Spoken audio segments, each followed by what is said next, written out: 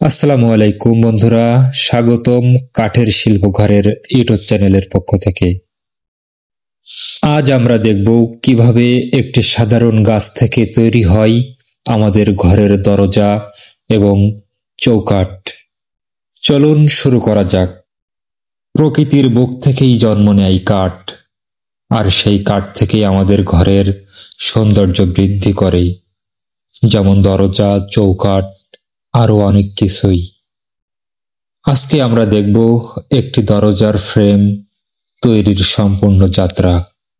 শুরুটা হয় এখান থেকেই, সবচেয়ে মজবুত, টেকসই আর দীর্ঘস্থায়ী কাঠের গাছ নির্বাচন করা, যেমন দেশীয় কাঠ, সেগুন, গামারি, কাঁঠাল, মেহগনির মতো ভালো মানের কাঠ। তাই একটি দরজার ফ্রেমের জীবনকাল অনেক অংশেই নির্ভর করে এই প্রথম ধাপের উপর। গাছ কেটে আনা হয় সমিলের দিকে। বড় বড় লগগুলো বিশেষ মেশিনে কাটা হয় সঠিক মাপে। এখানে একটি ভুল, একটি ত্রুটি ফ্রেমের পুরো গঠনকে নষ্ট করে দিতে পারে। তাই দক্ষ কারিগররা মিলিমিটার অনুযায়ী কাটিং নিশ্চিত করেন। শুধু কাটলেই তো হলো না, এখন কাঠকে শক্ত, স্থিতিশীল ও দীর্ঘস্থায়ী করার পালা। রোদে শুকানো থেকে শুরু করে আধুনিক সিজনিং চেম্বারের মাধ্যমে ড্রাই করে বের করা হয়, যার ফলে কাঠের ভেতরে থাকা আর্দ্রতা বের হয়ে যায়। ফলে কাঠ ফাঁকা, বাঁকা আর ফাটে না, ফ্রেম থাকে দীর্ঘদিন একইভাবে।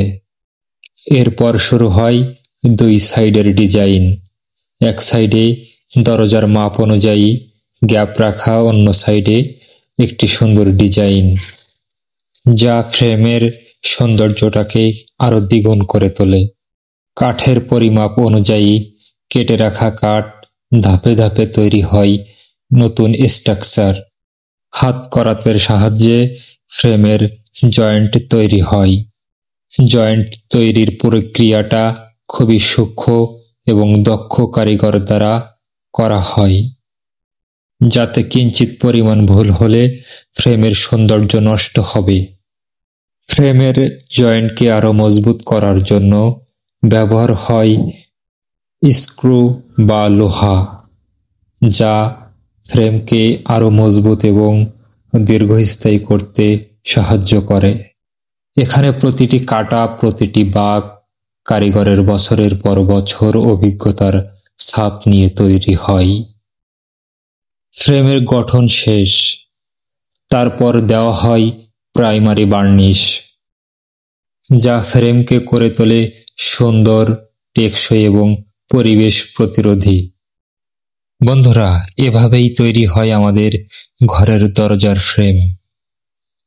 তো শুরু থেকেই শেষ পর্যন্ত পুরো প্রক্রিয়াটি যদি আপনাদের ভালো লেগে থাকে, অবশ্যই ভিডিওটিতে একটা লাইক, কমেন্ট এবং শেয়ার করতে ভুলবেন না। কাঠের শিল্প ঘরের সাথে থাকবেন। ধন্যবাদ।